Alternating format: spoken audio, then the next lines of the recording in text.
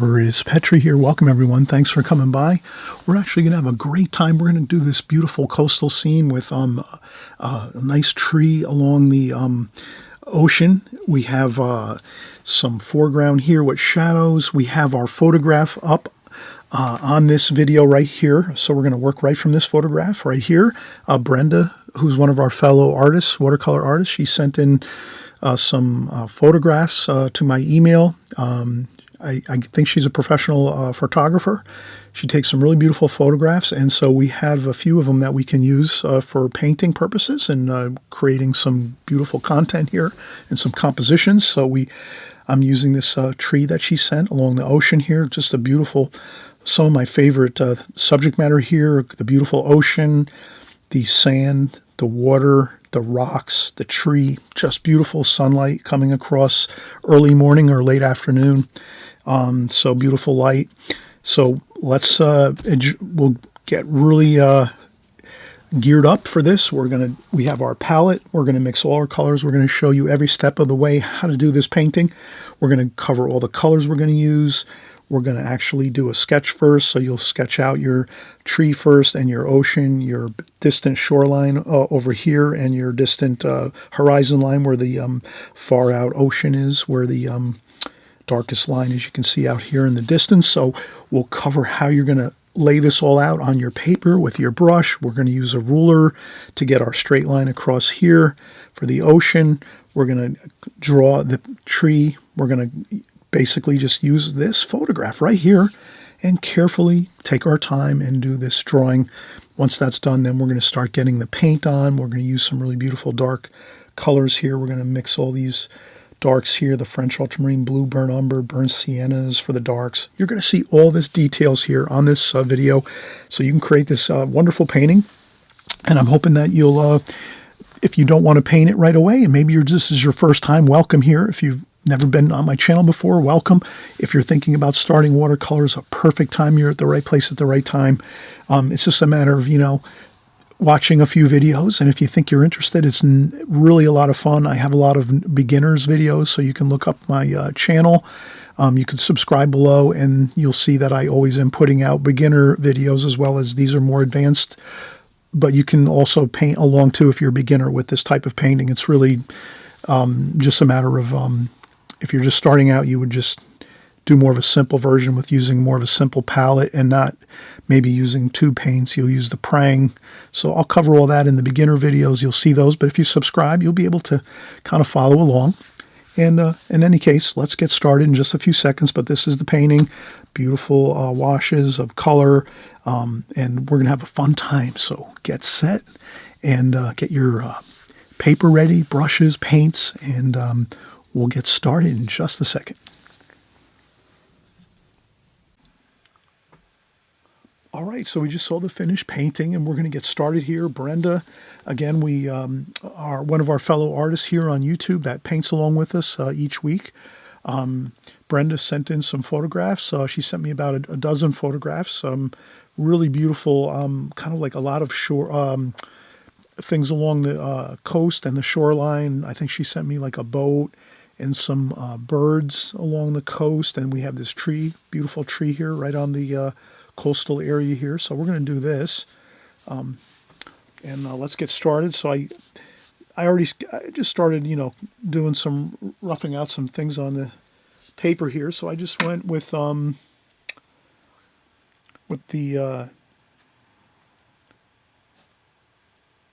horizon line across here. I went with just a light pencil line. So I have the distant ocean horizon line right about here. And then this coast, that's actually the shoreline here is a little bit on an angle, so you can kind of see it goes this way like so, across on an angle. We have that. And then the tree is not about halfway, it's just a little bit to the left of the center of the picture. So the tree is like about here. So we'll just make a little line there to say, okay, that's going to be where our tree trunk is, the start of our drawing of our tree here. And let's keep moving on here, and there's lots of roots we can see, so I'm just going to start drawing in some interesting roots and things like that here along the coastal area there. And then we have the tree come up, and then right about there we have the first branch that's sort of coming out here like so.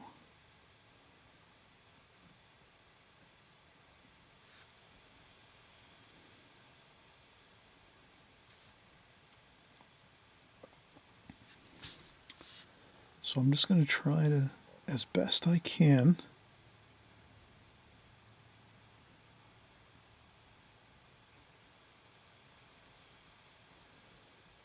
capture these branches as best I can do.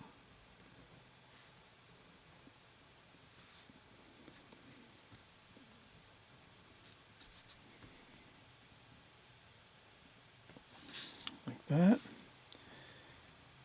And they get a little thicker here.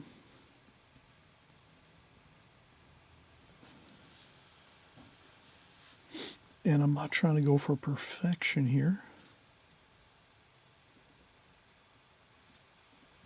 I'm going to try to just do the best I can here.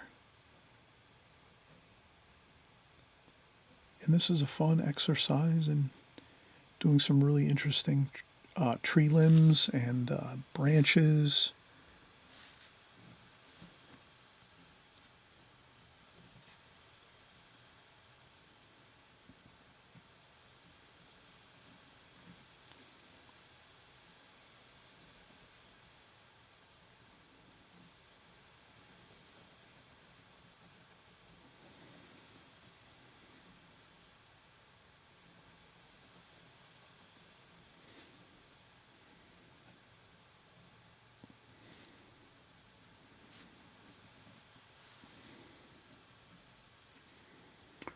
And I'll just keep drawing along here.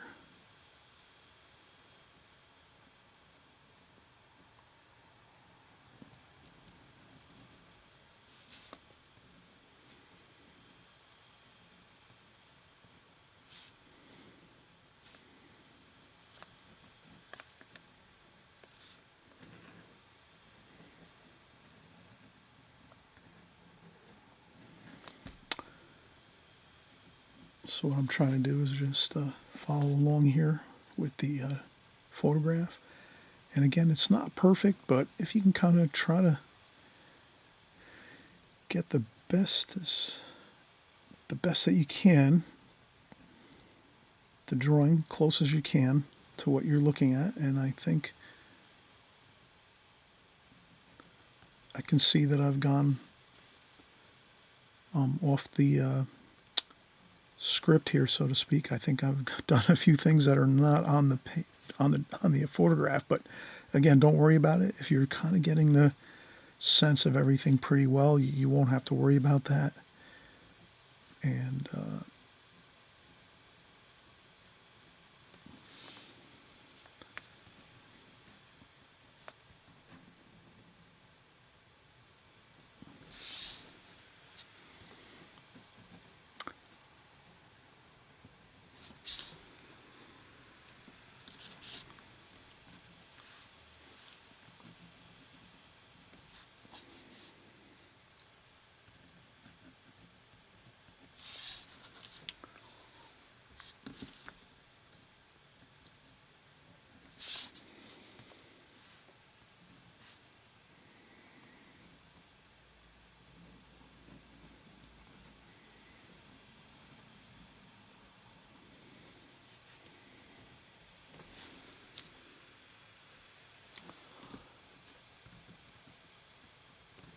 all right, I think that looks pretty good there. So we have that portion completed, and then we'll do a little more of the shoreline here. There's some water over here on the bottom of the picture frame here.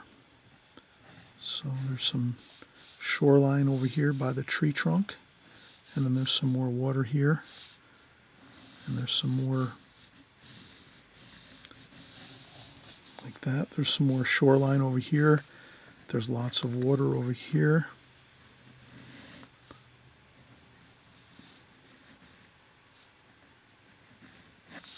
that. And then there's some more branches and things over here. So we'll do a few more branches over here. And maybe some driftwood. So there's some driftwood and branches. And then maybe there's some more interesting tree trunk over here and roots. And then there's some rocks. So we can do some rocks over here. And there's quite a bit of rocks over here too. Like this. And then we can just kind of make some marks with our pencil so that we know when we're painting we're going to try to make some rocks over here. So I'll just make some dots with my pencil just so I know that I'm going to make some rocks there when I come back over here and with my paintbrush and paints. So we're going to come back in a second or two with our paints. So you're going to see how we have the water and the sand bars here and the shoreline over here and the distant water here and the tree. So we're going to kind of have all of these interesting things all come together on this painting. And I'm going to paint this alla prima. So I'll do the darks first, which will be the tree trunk and the tree limbs, things like that. And then from that point on, we'll get some lighter washes for the water and the sky. So, all right, let's take a quick break. I always mention, please take breaks as you go if you have to. I always like to take breaks, kind of like recharge my batteries, so to speak, or recalibrate my concentration levels as I come back in and start to paint. So I do my drawing first, then I take a break, and then I come back and I mix up some paints and I start painting. I hope you'll do the same. Let me know how that works out. You're the artist. You have to kind of experiment with your techniques, your methods, your ways of doing things. So I always try to mention how I do things. Maybe you're going to do things a little differently. That's fine. Or whatever, you like to do as an artist, you'll do that. I'm just offering ideas. That's really all I do here. I'm just trying to offer ideas. And then there's certain things also too that I think are really fundamental to watercolor. And I'll, suggest that you definitely do those things. So that would be getting a good solid drawing here first. And then once we have that done, then we'll come in and we'll start doing our washes. And then we'll take the alla prima approach here versus, let's say, the glazing technique. So we're not going to really cover this all with a wash and then let it dry and then go over with a darker bit of tonal values and go over with the darks of the picture. We're going to do the darks first, which is the alla prima method. You start out doing just everything at one time, and usually we'll start with the darker main subject matter, let's say, first, and then we'll do our lighter washes when we're finishing up the painting. Okay, so let's take a quick break and we'll be right back.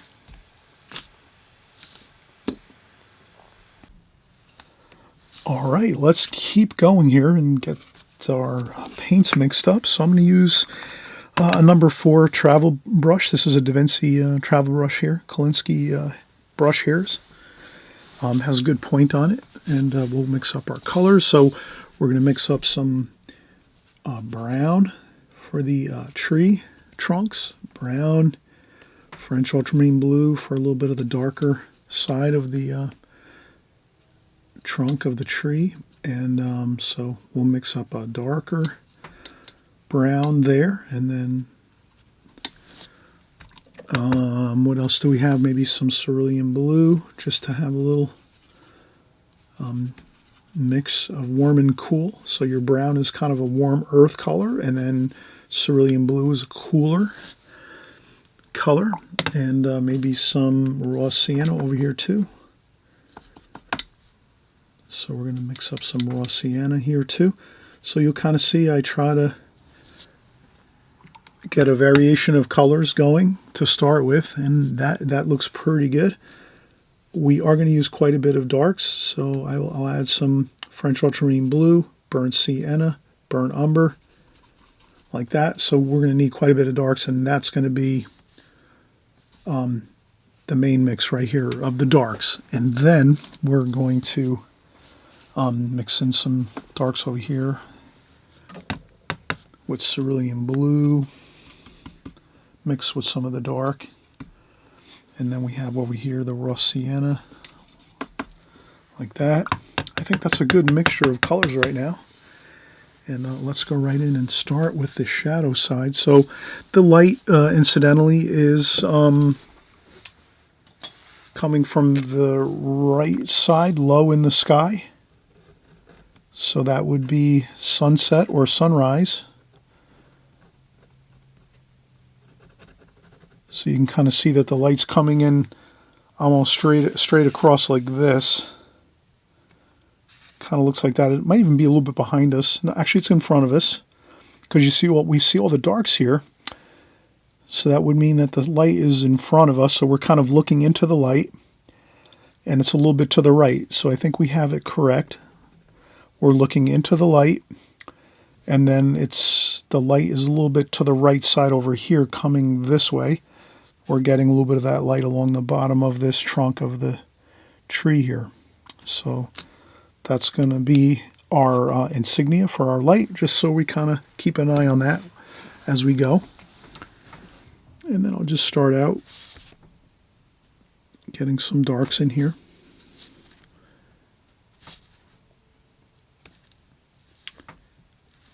And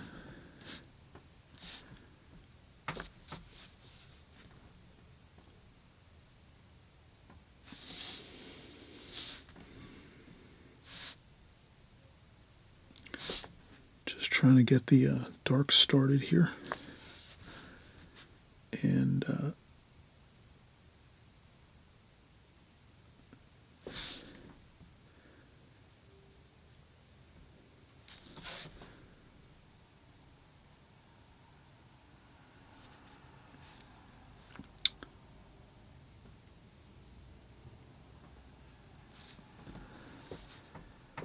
there might be a little more. We can also use a needlepoint brush, so I might get my needlepoint brush here and get this brush actually involved here in this painting, because there's the branches get a little finer, and we need that little bit of an extra fine point for the brush, and that is going to do the perfect job for us here. So you'll see I'll just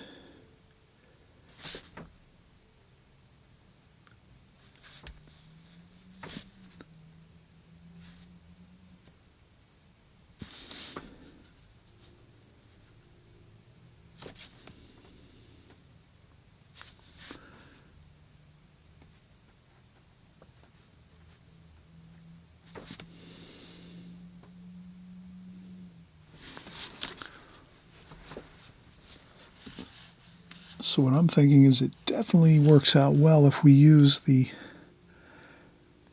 needlepoint brush here to get the really fine limbs and branches at the ends of the tree limbs.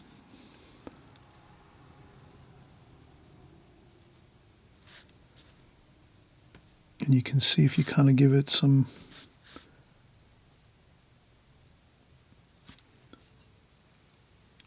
free flowing lines,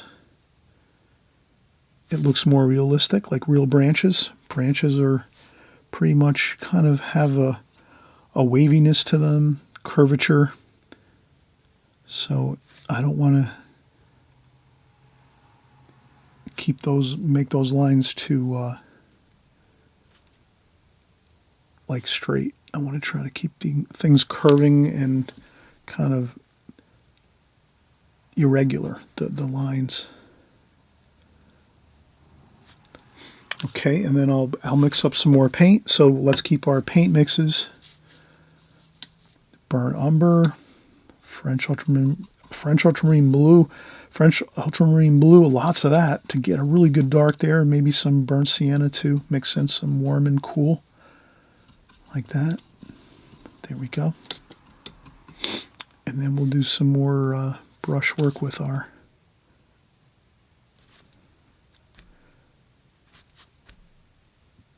travel brush here. So where the limbs are really thick and heavy, we can use our travel brush here. But then when they start to really get thin, then we're going to use that needlepoint brush. That tends to really work great. So we're going to do that.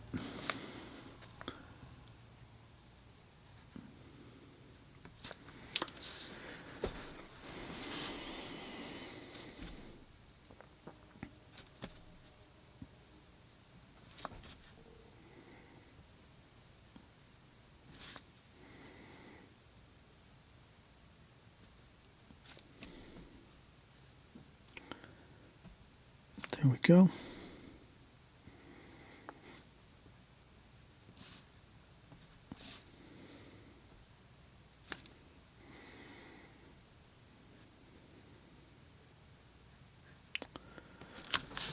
And those are the thicker branches here.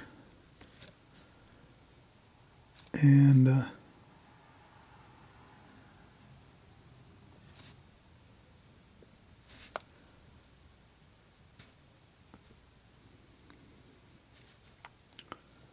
some of the branches are lighter, so they're catching some light from the light coming from the right here across the painting. So I'm going to try to leave some of these branches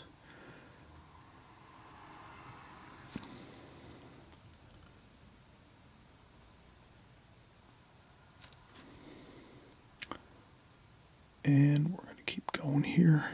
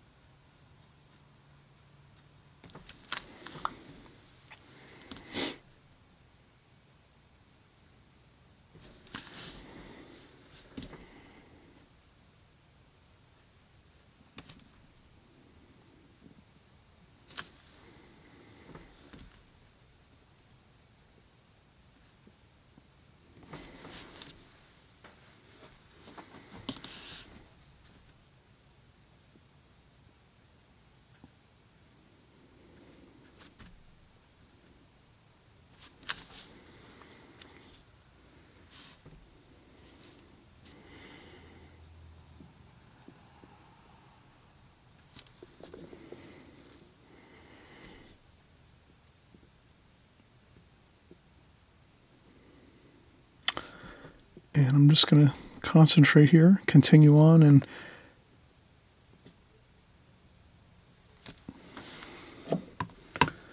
I'll go back and grab my needlepoint brush.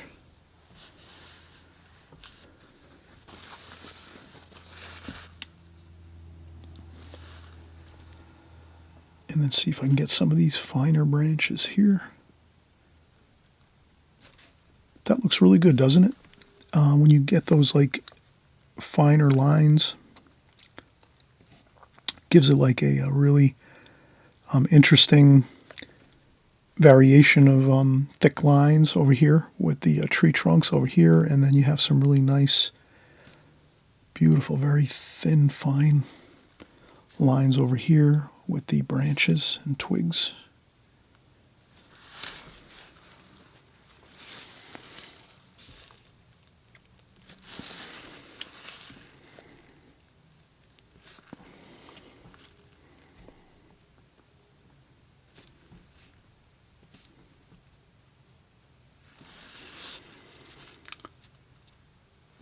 That looks pretty good. Okay, and then I'll come over here and I'll do a little bit of the lighter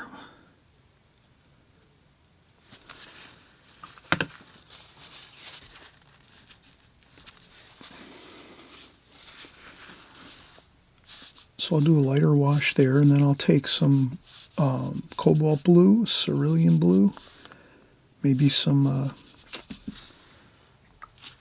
Viridian, some sap green, some French ultramarine blue. So I'm going to kind of get the greens and blues here, and we'll do some water.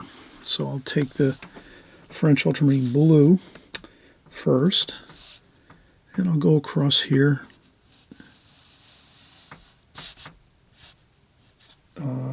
Across the horizon line where the ocean is.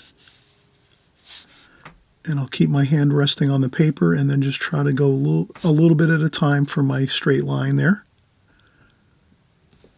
Like that. For the water.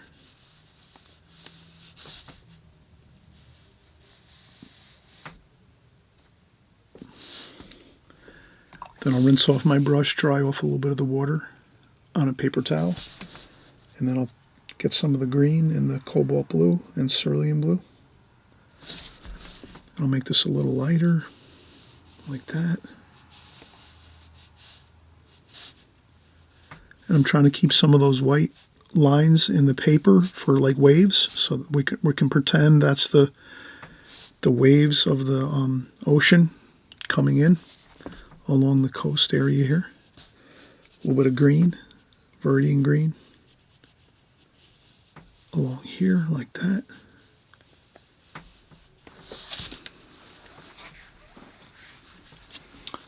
Maybe a little bit of this dark here mixed in with the blue, and then we'll get a little bit of a darker horizon line in the distance there, just to kind of tie in the dark. Here with the tree, I'm going to try to get that same dark bit of tonal value in the that far distant ocean.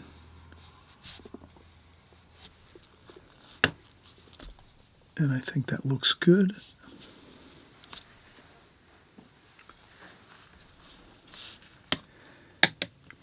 And then we can start working in some of the rocks and things here. So what I'll do is I'll put in some of these rocks, and that's going to be the mix of the darks as well as some of the raw sienna over here. So we're going to have some rocks and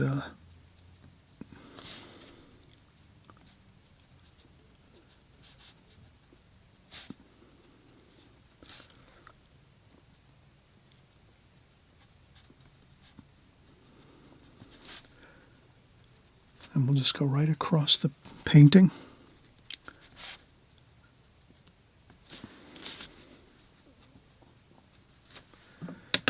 Maybe I'll add a little bit of splashing here.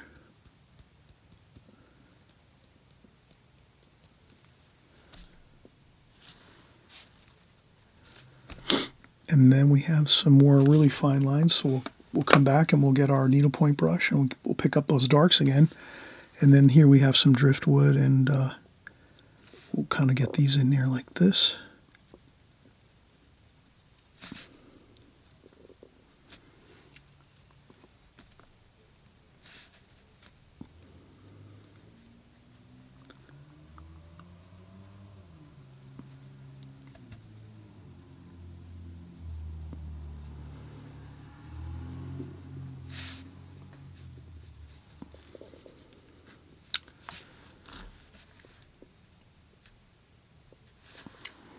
So we have some of those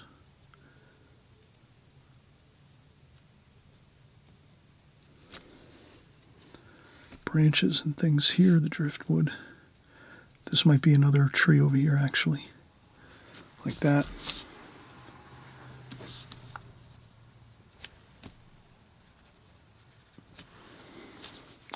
And that looks fine.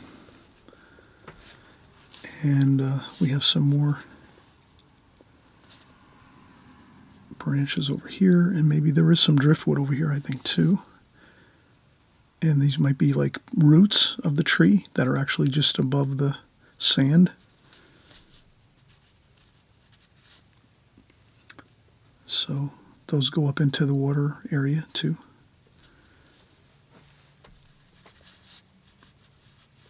And there's some more roots that come forward like that. And so you can kind of see we're just, you know, working with the photograph here, and I'm trying to see how this photograph looks, and then try to just keep referencing back and forth to the photograph, to my painting, to the photograph. So I'm looking back and forth, back and forth, back and forth as I go, so that I can kind of get some of the main information that I need. And this is kind of coming over here like that. It's like a dark shadow area. And then over here too as well. Like that. Okay, now I think it's about time for a break. Let's get a break in here, and we can actually start to finish up here. I think we need to do some sky wash, and then we'll do some water here and some sand colors. So we'll do some sand, a little bit of water over here. We can see water over here by this side of the right side of the tree over here in the corner of the picture. So there's some water over here, mostly all sand. And then there's, of course, we have the water already painted in over here. So that's good. And then we'll just maybe put a tiny bit of sky wash in. We have to be really careful with the sky wash, though, because we have this dark paint we put on first with this tree here. Gorgeous tree, beautiful tree here. We don't want to disturb that paint by going over with a wash, so we might have to really be careful. But we'll kind of see how we can do this so that we don't disturb those branches too much as we paint the sky. We might have to just do a very minimal sky here. All right, so let's take a quick break, and we'll come right back, and we'll start to finish up here, wrapping up this beautiful tree painting along the ocean. It looks great. Doesn't it look great? Beautiful tree along the ocean, rocks, sand, sandbar, a beautiful distant ocean, horizon line. We have everything really looking good here. And again, we're just going to take a quick break, and then we'll come right back and we'll finish up.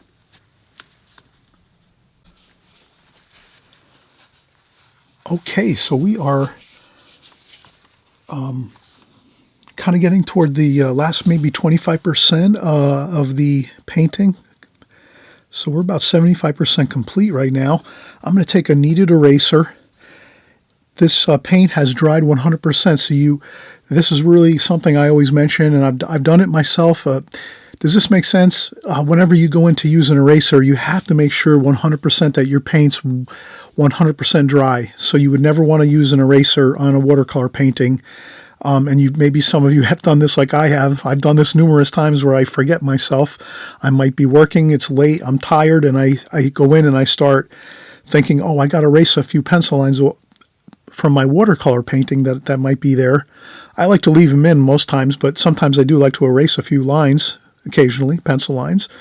You have to make sure it's 100% dry, because I've done it before too, and it makes a terrible smudge if we go over a paint, like some paint that's still wet. So I made sure this is 100% dry, and then now I'm just going to go over with just a kneaded eraser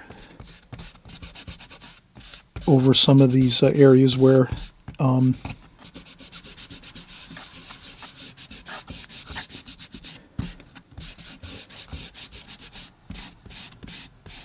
there we go. So I think that looks a little better. And it all depends on most times I leave my pencil lines in the paintings because I really like seeing the pencil lines on the watercolor paper along with the paint. But this case here with this tree, I think it looks better without the pencil lines, some of the pencil lines there that were left from the branches and things like that. So you have to decide. You're the artist. You'll do your checks and balances as you look at your painting, and you might say, oh, you know what, I really like the pencil lines in there, I'm going to leave them. Or you might say, yeah, I think that's a good idea, and I can do a little bit of erasing and just, sort of remove some of the pencil lines that are there. So now I'm going to go with a larger brush. So maybe I'm going to go with my Da Vinci number 8. So this is a Da Vinci number 8 watercolor brush. It's got the Kolinsky sable hair. And what I'll do is this is a pretty large area here where the sand is in the water through here. So I can use a larger brush. That might work a little better than trying to use a small travel brush. Travel brush works great. You can see that the hair on the brush is quite a bit larger on this number 8 Da Vinci brush. And this is a Da Vinci travel brush, and it's a number 4. So this is a number 4 and a number 8, and you can kind of see the differential in the size of the brush hair. So that really will work good for us. We need to cover some area over here, and we don't want to really be working too hard with a smaller brush. So let's get some color here. So we're going to use the same colors we did before: burnt umber, French ultramarine blue. Then we have some of that cerulean blue over here, like that. And that's kind of what I'm seeing there. A little bit of raw umber too.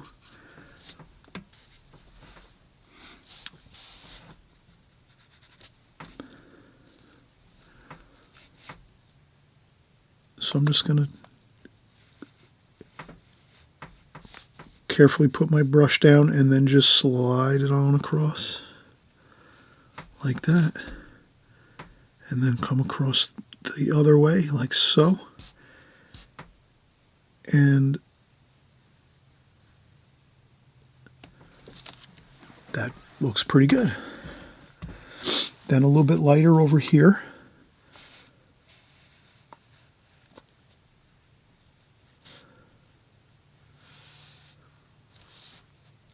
Like this, a little bit lighter, so that you can see that's a little bit lighter in tonal value.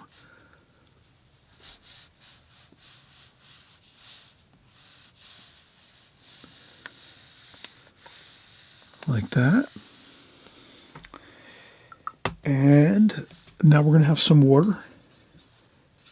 So we'll just pick up that gorgeous Viridian green, a little bit of cobalt blue, a little bit of cerulean blue, all those blues and a little bit of that green.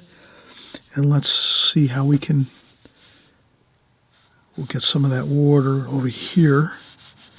Maybe I'll add a touch of water to my brush, get a little more water on my palette here. And I'm going to do this like this.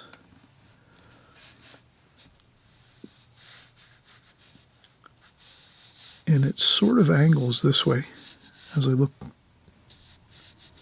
over at the photograph. Maybe I'll take some artist liberty and make the water a little more than it is in the photograph.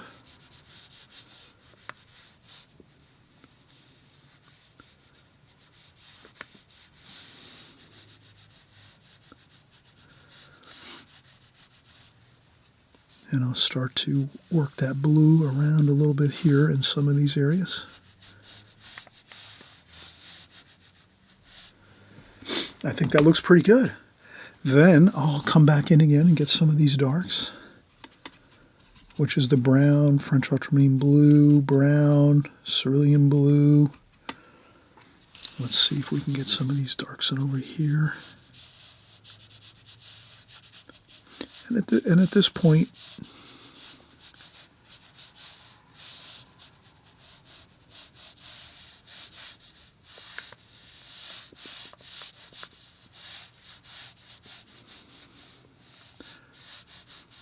you really can have a fun time with this because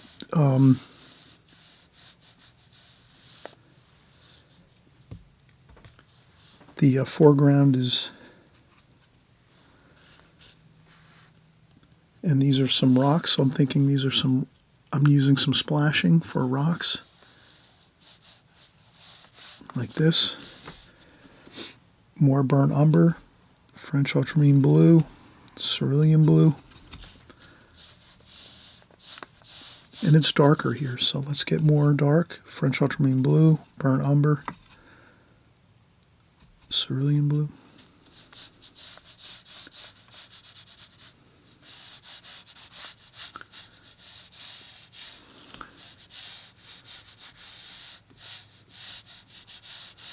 And you can kind of see I'm moving at a good pace here, and I'm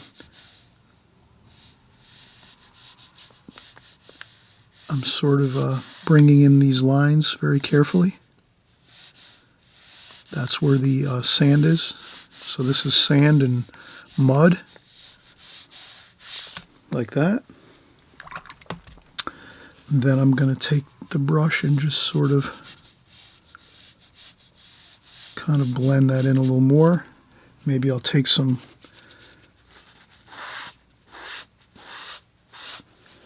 like that.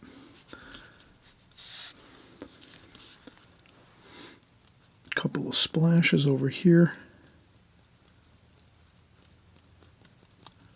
Splashes up here for rocks, the effect of rocks there, and you can also do some rocks by just kind of dabbing on the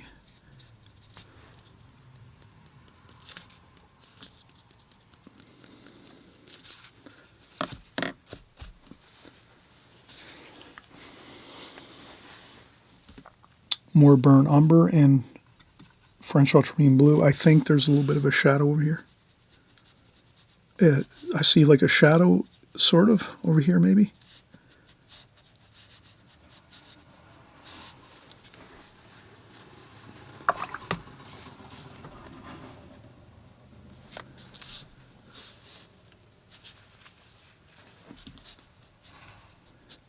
And since the light is low in the sky, so this would be around sunset or sunrise, the shadows are very long. So we can do this. We can kind of have a fun time getting some shadow type features like this. Like this. You could let this dry too over here and then do these shadows on top of a drier paint for this section over here.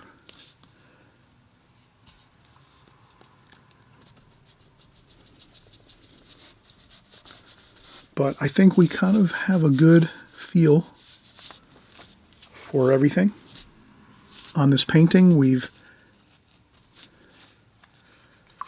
had a fun time. We've enjoyed the process of doing some of the details of the, I think the only thing we would have to do right now is a little bit of sky wash. So let's go in here and I'm going to do a very minimal sky wash here, a little bit of orange too.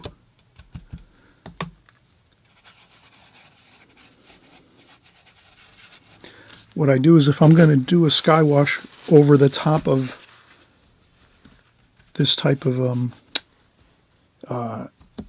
scene here where we have all this, I'm going to carefully have a tissue with me the whole time, and this way we can blot up once we go over the top of our branches. Then we quickly, like that, so those branches don't get reactivated, the paint in those branches, and the next thing you know it's all kind of smudging and looking terrible. Get some paint on there and then right away dab it up with a paper towel or a tissue, and then we have orange along the bottom of the horizon line here. Same thing I'm going to do. Get some of that orange on there and then quickly dab it so that it doesn't affect it too much.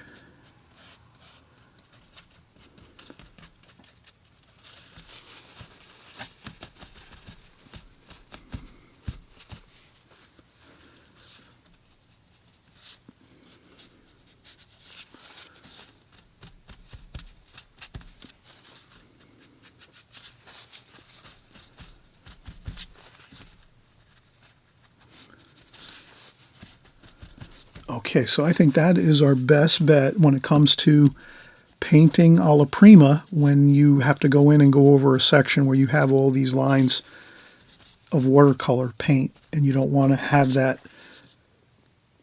these very fine lines of the branches get reactivated with water and dampness, and then all of a sudden they start to smudge and lose control, and then the next thing they look fuzzy and they lose their crispness. So the best way to do that is just, we have our tissue or paper towel, and you just get some color on there, some light wash, and then right away lift up any excess water. Once you get a little color on the paper, you lift up and then that's all you have to do, and you pretty much have it. That'll that'll work. That's going to be doable.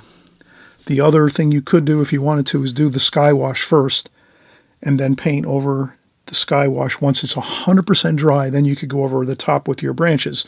So either way works fine. I don't mind doing it this way. I actually like to do it this way with the alla prima method. But again, you have to kind of, you're the artist. You're going to try different methods and, different techniques of how you're going to do your washes with different paintings and different styles and different things like this. So I just offer my ideas here, and I think that's we kind of really we were able to actually avoid having any problems with these branches, sort of smudging and getting out of control with watercolor washes over the top, because we quickly lifted up everything with our tissue as we went. If we didn't do that, if we didn't use a tissue and lift up as we were working with our sky wash, then all these branches would become wet with water and paint, and then they would start to get all blurry and start to smudge and look really, not good, unpleasant looking. So we were able to avoid that by doing some quick thinking as we go. All right, so thanks everybody for joining along on this painting, this composition. I'll try to get this painting this photograph one more time. Thank you, Brenda, for sharing some photographs with us, and we were able to use this beautiful tree photograph along the ocean. And I always mention, if you haven't subscribed to my channel, hey, why not? Subscribe on the right-hand side below. There's a button that says subscribe. When you do that, it doesn't obligate you to do anything. There's no catch to it. All it does is the next time you're on YouTube and you open up YouTube, you'll see if I've created a new video, you'll see that my video is on there somewhere in a small little section of your YouTube page saying, hey, Chris made a new video. That's all it is just alerting you that we've made a new video. That's all that the subscribe is really about.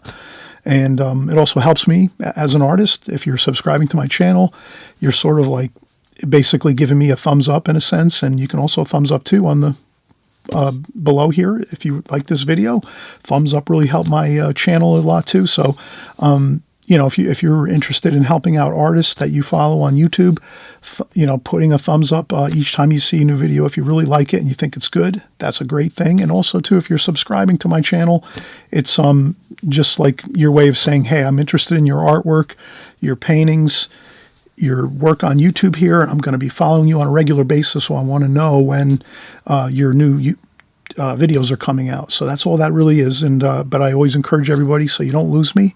I know sometimes in the past I've saw a great video, forgot to subscribe, and the next thing I know, I could not find the artist that created that video because I just lost track of it. So I'm hoping you'll subscribe, okay, so you don't lose track of me. And we're having a great time here. We're having a lot of fun with watercolors. We do everything watercolor.